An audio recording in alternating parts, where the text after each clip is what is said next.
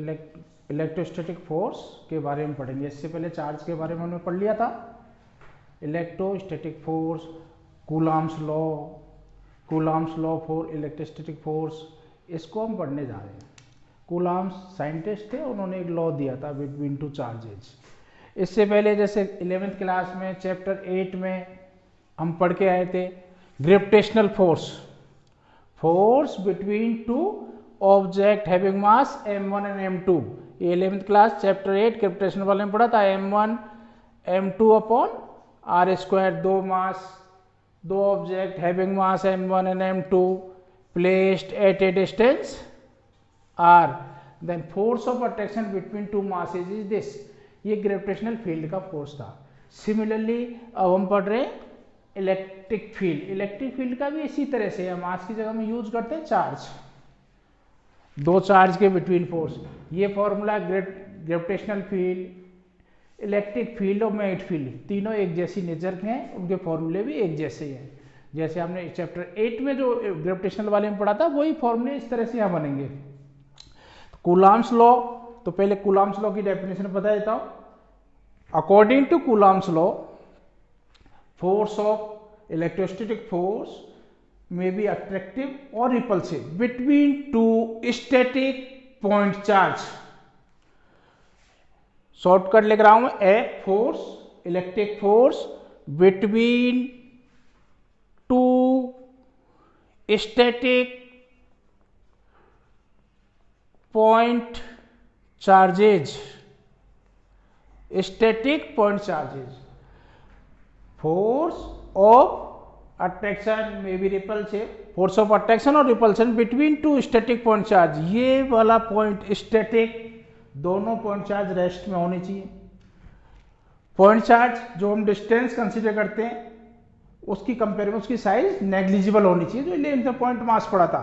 ये भी point charge important, दोनों चीजें। स्टैटिक, अगर चार्ज मूव कर गए तब ये लॉ यूज नहीं होगा।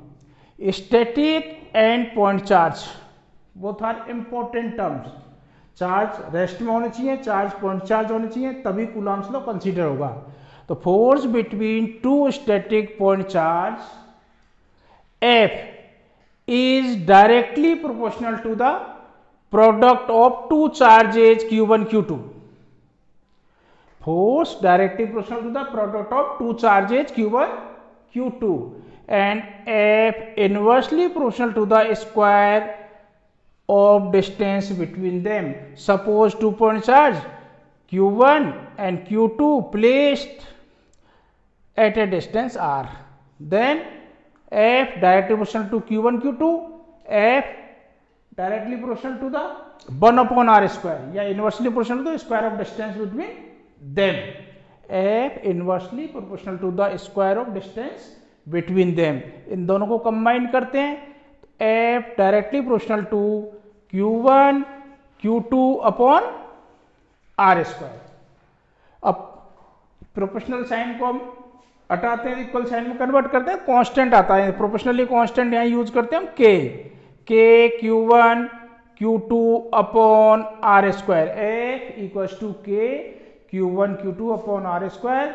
ये आपका इलेक्ट्रोस्टैटिक फोर्स, कूलॉम फोर्स का फॉर्मूला आ गया, दो पॉइंट चार्ज के बिटवीन, स्टैटिक पॉइंट चार्ज के बिटवीन। जैसे एक ग्रेविटेशनल वाला फॉर्मूला था, F equals to G m1 m2 upon r square. Similarly F equals to K Q1 Q2 upon r square. अब इसमें जो K आपका प्रोपोर्शनली कांस्टेंट है, उसकी वैल्यू होती है K equals to 1 upon 4 pi epsilon naught. इसकी न्यूमेरिकल वैल्यू होती है 9 into 10 raise to power 9, 9 into 10 raise to power 9, ये K 1 upon 4 pi epsilon naught. अब देखिए इस K की यूनिट निकालते हैं, यहां से निकालो K की वैल्यू। K की वैल्यू यहाँ साइड में निकाल रहा हूं, K equals to F into R square. K निकालने जाओगे F into R square, F into R square upon Q1 Q2 नीचे आ जाएंगे, Q1 Q2। अब इससे यूनिट लिखोगे कि यूनिट आपको किसी की भी रटनी नहीं है, यूनिट आपके पास बेसिक फॉर्मूला होना चाहिए, उससे फाइंड आउट कर लो। अब F की यूनिट न्यूटन, R मीटर, तो ये मीटर स्क्वायर स्क्वायर है इसलिए Q1 कूलाम कूलाम 2 कूलाम, ये कूलाम स्क्वायर, ये इसकी के की यूनिट। प्रोपोर्शनली कांस्टेंट, इसको इलेक्ट्रोस्टैटिक कांस्टेंट भी बोलते हैं। इसकी वैल्यू हो गई न्यूटन मीटर स्क्वायर पर कूलाम स्क्वायर। इसको ऐसे भी लिख सकते हैं न्यूटन C-2, ये इसकी यूनिट हो गई न्यूटन मीटर C-2। ये फॉर्मूला बेसिक फॉर्मूला है इस चैप्टर का, आगे यूज होगा। F इक्वल टू के Q1 Q2 upon are square, K की वैल्यू 1/4πε0। अब इसमें फोर्थ कांस्टेंट पाई आप जानती है 3.12। ε0 is the permittivity of the vacuum, ε0 is the permittivity of the vacuum. अब इसको थोड़ी देर बाद अभी डिस्कस करेंगे। तो ये इसकी के की वैल्यू है जो आपको याद रखना है। अब ये बेसिक फॉर्मूला, इससे पहले जैसे आपके फॉर्मूले आ चुके थे Q = AD वगैरह, लेकिन इलेक्ट्रोस्टैटिक फोर्स का ही बेसिक फॉर्मूला है जो कूलाम्स लॉ के नाम से कूलाम्स ने दिया था, कूलाम्स लॉ के नाम से जाना जाता है। इसको कूलाम फोर्स ही बोलते हैं, इसको इलेक्ट्रोस्टैटिक फोर्स ही बोलते हैं। है आपका फॉर्मूला ऐसा ही, gravitational force F equal to 11th में जो पढ़ा था, F equal to G m1 m2 upon are square. उसी की तरह ये फॉर्मूला है F equal to K Q1 Q2 upon are square. जब ये फॉर्मूला आप लर्न रखते हैं तो आपको साथ में ये भी ध्यान रखना है F फोर्स, K कांस्टेंट जिसकी वैल्यू ये Q1 Q2 2 point charges, R distance between 2 point charges. तब फॉर्मूले का आप जैसे क्वेश्चन सॉल्व करने जाओगे तब इसका यूज होगा। अब ये फोर्स आपने लेंथ में पढ़ा है, force is a vector quantity, तो इसकी वेक्टर फॉर्म भी हम पढ़ते हैं। फोर्स वेक्टर क्वांटिटी है तो इसका वेक्टर फॉर्म भी पढ़ने जा रहे हैं। फोर्स का फॉर्मूला आपका ये हो गया F इक्वल टू के Q1 Q2 upon are square, K की वैल्यू है 1/4πε0। अब इसकी वेक्टर फॉर्म,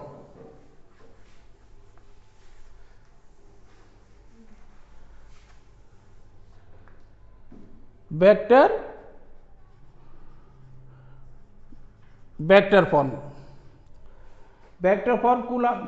इसमें सपोज किया point charge Q1 placed at A and point charge Q2 placed at B। इनके बिटवीन डिस्टेंस आप सिंबल देते हो, R लेना चाहो तो AB इक्वल टू R। अब कूलाम फोर्स जो आपका अभी फॉर्मूला पढ़ा था उसको एक बार रिकॉल कर लेते हैं। F equal to K Q1 Q2 upon are square, K की value 1/4πε0 Q1 Q2 upon are square. अब पहले Q1 Q2 पे फोर्स लगाएगा, Q2 Q1 पे फोर्स लगाएगा। तो हम फर्स्ट निकाल रहे हैं force on Q1 Q2 Q1 पर Q2 के कारण फोर्स, फॉर्मूला ये यूज होगा। तो इसका नाम मैं लिख रहा हूं F12, 1 पर फोर्स 2 के कारण, सिंबल दे रहा हूं, सिंपली आप F1 भी बोल सकते थे इसको, F12। फॉर्मूला यूज किया K Q1 पहला चार्ज, दूसरा Q2, डिस्टेंस आप चाहो तो डिस्टेंस ही लिख सकते हो आर स्क्वायर। अब ये भी आपका पॉजिटिव चार्ज, ये भी पॉजिटिव चार्ज, ये चार्ज इसको रिपेल करेगा तो इसका जो डायरेक्शन आएगा वो इस तरह से आएगा F12। एक ध्यान रखना, इलेक्ट्रोस्टैटिक फोर्स का जो डायरेक्शन होता है, दो चार्ज के बिटवीन जो लगने वाला फोर्स है अलोंग द लाइन होता है, जो दोनों पॉइंट चार्ज को जो ज्वाइन करती है उसी लाइन के अलोंग, या तो टुवार्ड्स हो गया खुद की तरफ चार्ज की तरफ, चार्ज से अभी वो डिपेंड करता है कि नेचर पर। अट्रैक्टिव है, जैसे दोनों पॉजिटिव है तो इसको दूर मूव करेगा तो रिपल्सिव फोर्स हो जाएगा। ये नेगेटिव है पॉजिटिव तो अट्रैक्टिव हो जाएगा, आएगा अलोंग द लाइन। तो F इक्वल टू के Q1 Q2 upon are square, इस पे ये फोर्स हो गया। अब इस पे Q2 पॉजिटिव भी Q1 पॉजिटिव, तो इसको रिपेल करेगा। तो इसका डायरेक्शन क्या आएगा, इधर लिख रहा हूं, ये वेक्टर है फोर्स, डायरेक्शन क्या आएगा BA कैप। आप सिंपली लैंग्वेज में लिख सकते हैं अलोंग BA, मैंने लिख दिया BA कैप। कई लोग इसको 2-1 भी लिख देंगे, 1-2 यूज कर लेंगे डायरेक्शन, इस डायरेक्शन को 2-1 R21 ऐसे, मैंने सिंपली R यूज किया है, R square BA cap, B से A की तरफ, के कैप यूनिट वेक्टर के लिए, तो सिर्फ डायरेक्शन दे रहा है। इसको मैंने लिख दिया first division. Now force force on Q2 due to Q1, Q2 पर Q1 के कारण फोर्स। अब इस पर फोर्स, ये Q1 भी Q2 पर लगाएगा फोर्स, Q2 पर Q1 के कारण फोर्स, इसका नाम लिख दिया F21, ये वेक्टर है, ये सिंबल लगा दिया। फॉर्मूला आपका अभी भी वही लगेगा कि Q1 Q2 upon are square, तो ये K Q1 Q2 are square, distance तो अभी दोनों के बिटवीन आ रही है आर स्क्वायर, लेकिन ये इसको रिपेल करेगा पॉजिटिव है, तो इसका डायरेक्शन क्या आएगा इधर F21, 2 पर फोर्स 1 के कारण, इसलिए F21 नाम दे दिया। तो ये वेक्टर F21, अब इसका डायरेक्शन किधर हो गया, A से B, इस पे ऐसे लगाएगा, ये डायरेक्शन हो गया, तो इसको मैंने लिख दिया AB कैप, कैप लिखते हैं हम यूनिट वेक्टर को जो हमने 11th में पढ़ा है, AB कैप, यानी इसका डायरेक्शन A से B की तरफ ऐसे, और इसका जो F12 फोर्स था उसका ऐसे, ये हो गया सेकंड। अब देखो ये भी हमें पता है, AB कैप ऐसे हो गया है, BA कैप इधर हुआ है, तो इसका AB कैप 11th क्लास से AB cap equals to minus BA cap, ये इक्वेशन हो गई थर्ड।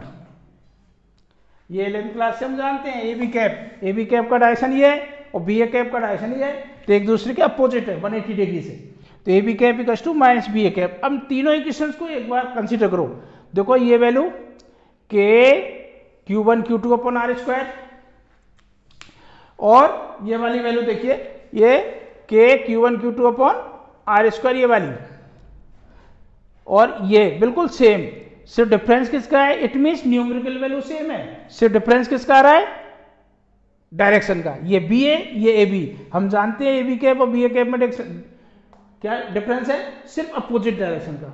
तो फ्रॉम, यहां लिख रहा हूं from first second and third, from first second and third, F12 equals to minus F21, वो यहां वैसे भी दिख रहा था, ये न्यूमेरिकल वैल्यू तो ये हो गया, इसका मैग्नीट्यूड दोनों सेम है, एक इधर लग रहा है एक इधर लग रहा है, तो ये आपका रिजल्ट निकल के आ गया F12 equals to minus F21।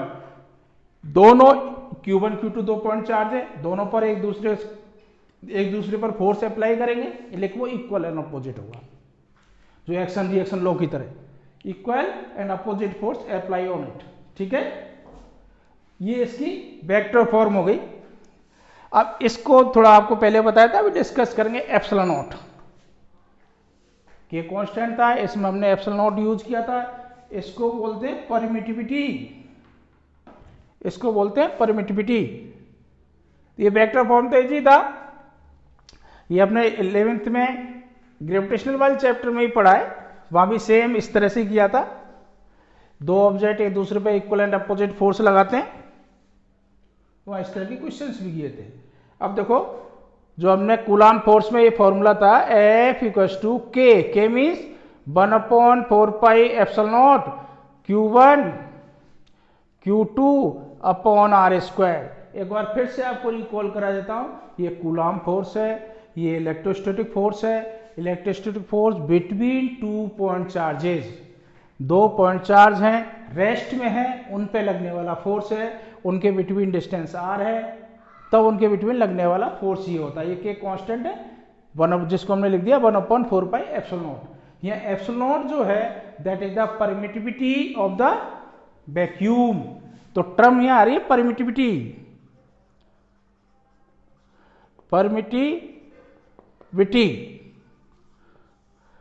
Permittivity basically it is the characteristic property of the medium. Permittivity is the characteristic property of the medium which determine the electrostatic force between charges. Permittivity is the characteristic property of the medium which determine the electrostatic force, electric force, simply we can say.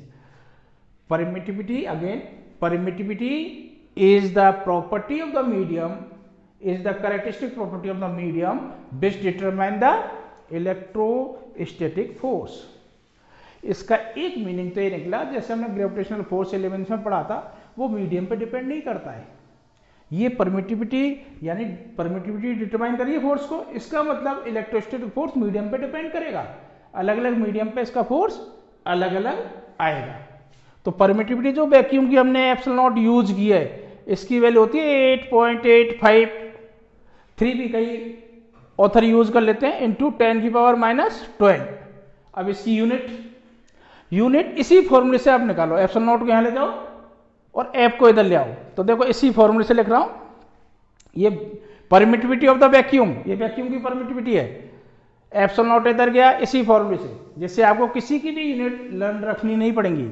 Epsilon not इधर गया 1/4 पाई F, ये F इधर आ गया, ये Q1 Q2/r² as it is, ये F है।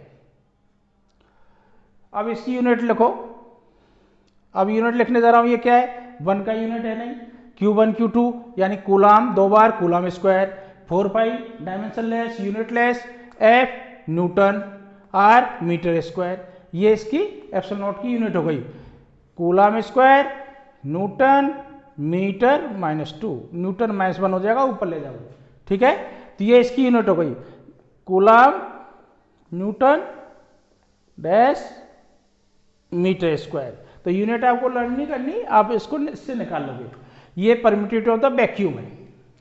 इसका ये 2 चार्ज है, वैक्यूम में रखे, फोर्स अलग होगा, उन्हीं चार्ज को उतनी डिस्टेंस में आपने कहीं दूसरे मीडियम में, केरोसिन में, वाटर में रख दिया तो फोर्स डिफरेंट होगा।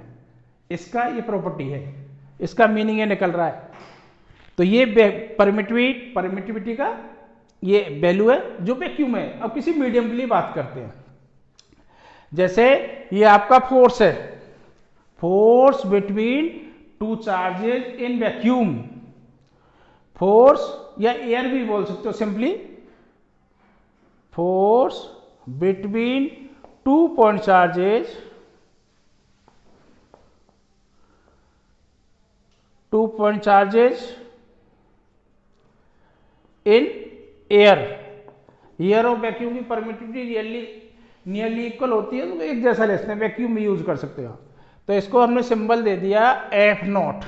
वैक्यूम के लिए जो फोर्स यूज कर रहे हैं उसका यही फॉर्मूला यूज होगा। Q1 Q2 चार्ज है, ये 1/4 पाई एप्सिलॉन नॉट, और 2 पॉइंट चार्ज ले रहे हैं Q1 Q2, डिस्टेंस R ही ले रहे हैं, तो Q1 Q2/r², ये इसकी यूनिट नहीं है, वो परमिटिविटी की थी, ठीक है। Q1 Q2/r², ये epsilon naught, F0 equals to 1/4 pi epsilon naught Q1 Q2/r²। ये 2 पॉइंट चार्ज Q1 Q2 जो R डिस्टेंस पे रखे हैं वैक्यूम में, ये एयर में, तब उन पर फोर्स है, इसको दे दिया मैंने फर्स्ट। अब यही दोनों point charge same point charge same distance R पर किसी मीडियम में रख दिए, डिस्टेंस वही रखी R, तो फोर्स बिटवीन, शॉर्टकट लिख दिया, force between 2 point charges in medium, इसको मैंने FM, इसको बोल दिया मैंने FM। अभी 1/4 पाई एप्सिलॉन,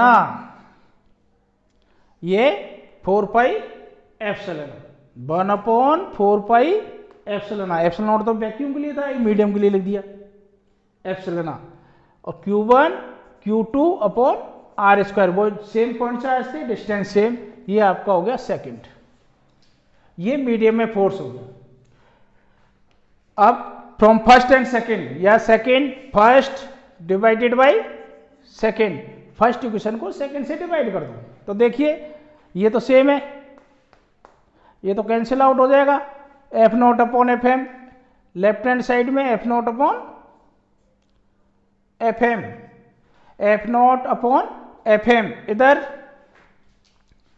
F0/FM, और इधर होगा दिस, ये एप्सिलॉन ऊपर जाएगा, 4 पाई कट जाएगा, तो ये epsilon epsilon nought, F0/FM, एप्सिलॉन/एप्सिलॉन।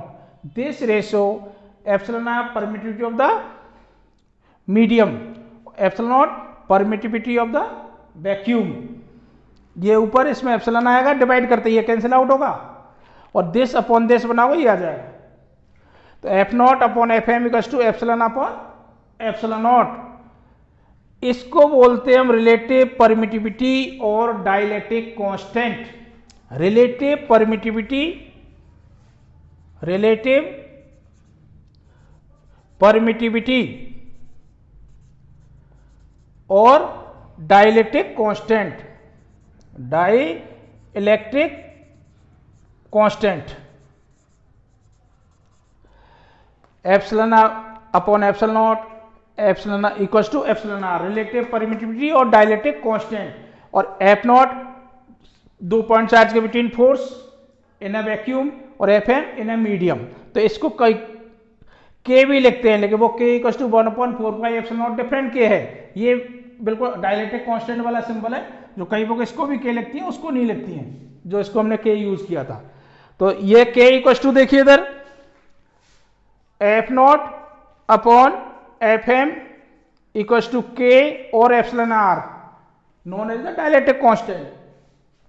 F M को इधर ले जा रहा हूं, तो एफ यानी मीडियम में force equals to F not upon K. तो जो भी मीडियम में फोर्स होगा हमेशा वैक्यूम के फोर्स से कम होगा। के की वैल्यू हमेशा क्या है, मोस्टली मीडियम की वो ग्रेटर देन 1 वैल्यू है।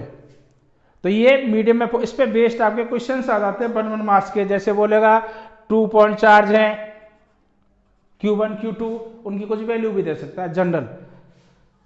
अब r डिस्टेंस पे रखे हैं, बोल देगा 10 मीटर पर रखें, 1 मीटर पर रखें, तो उन पे 80 न्यूटन फोर्स लग रहा है इन एयर, 80 न्यूटन फोर्स लग रहा है 2 पॉइंट चार्जेस पे। इस पे बेस्ड 1 मार्क्स के क्वेश्चन कैसे बनते हैं, Q1 and Q2 placed at r distance in a air in a vacuum, then force acting on it is 80 Newton.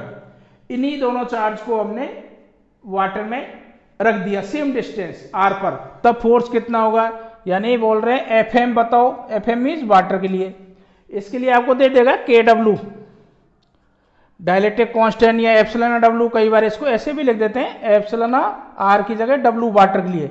इसकी वैल्यू 80 पॉइंट समथिंग होती है, मैं 80 यूज कर रहा हूं। तो एफ नोट कितना है आपका, इसको मैं रब कर रहा हूं। ये एग्जांपल इस पे बेस्ड था डाइलेक्ट्रिक कांस्टेंट पर, जो आपको याद भी रखना है। इस पे क्वेश्चन से ही आते हैं, डायरेक्ट डेफिनेशन बहुत कम पूछी जाती है। के डब्ल्यू और एप्सिलॉन डब्ल्यू, तो देखिए आपने अभी अभी फॉर्मूला पढ़ा था, एफ मीडियम इक्वल्स टू, ये लिख रहा एफ नॉट अपॉन के वही है, K equals to epsilon W equals to कितना दे दिया है, वो गिवन होगा, जो भी मीडियम देगा 80, तो ये लिख दिया हमने 80। फोर्स कितना दे रखा था 80 न्यूटन, 80 न्यूटन। के की वैल्यू कितनी है 80, तो 80 कट गया, एफ एम कितना रह गया 1 न्यूटन। यानी 2 पॉइंट चार्ज थे, उनके बिटवीन 80 न्यूटन फोर्स है। जब same point charge same distance में पुट कर दिए, पानी में रख दिए, तो उन पे फोर्स कितना रह गया 1 न्यूटन, काफी कम हो गया, बहुत कम फोर्स हो गया है। ठीक है, आपको एक इसकी डेफिनेशन है रिलेटिव परमिटिविटी, जो अभी आपने निकाला था epsilon R equals to epsilon upon epsilon naught. अब जैसा आपका ये फॉर्मूला है उसी से इसकी ये डेफिनेशन आ जाती है। ठीक है, जैसा ये फॉर्मूला उसी से ये डेफिनेशन आ जाती है। अगर क्वेश्चन आता है define relative permittivity, permittivity of the medium, ratio between permittivity of the medium to permittivity of the vacuum is known as the relative permittivity और dielectric constant. Permittivity of the medium, ratio between permittivity of the medium to permittivity of vacuum is equals to relative permittivity और dielectric constant.